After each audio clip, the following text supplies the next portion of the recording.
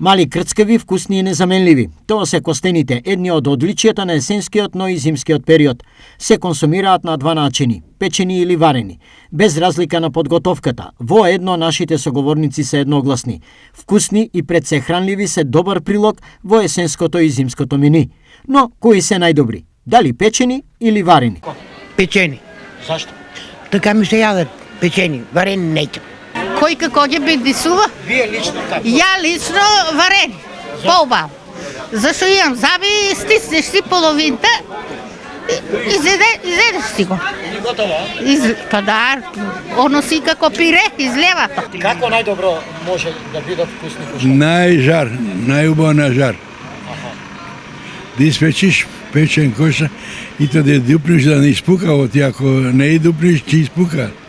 Корштенот кога го печеш на жар, оно жарштето, тоа што има корштенот, како да се поти и истече од неј сите тие работи истечат. И остане корштенот печено на жар. И тоа дае како лек по друг вкус. А и на плин се пече, плинот ќе те уништи унатре, органите. Органите ти ги уништува. Најдобро е на кјумир на огин да се пече. На пазарот може да се видат на неколку тезги. Одгледувачите велат, костените се лесни за одгледување, но во едно нешто мора да се внимава. Само треба добра почва. Каква почва треба? А почвата треба да биде пресем миловита и да има вода да се наводнуват.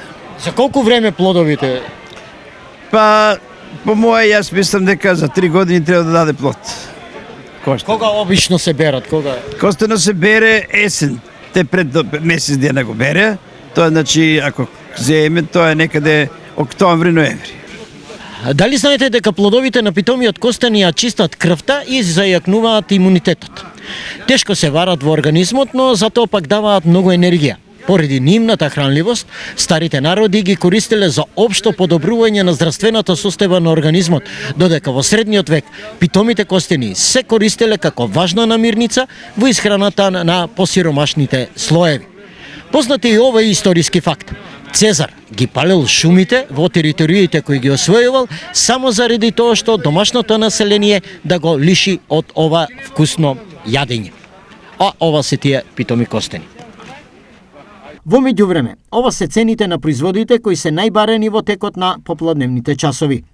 Прас од 200 до 250 денари за сноп од 30 парчиња, јаболко од 30 до 50 денари за килограм, граф од 120 до 150, марула 20 денари за парче, зелка 20 денари за парче, домат од 30 до 40 денари за килограм, банана 60 денари, кромит од 20 до 30, компир 30 и костени од 150 до 200 денари за килограм.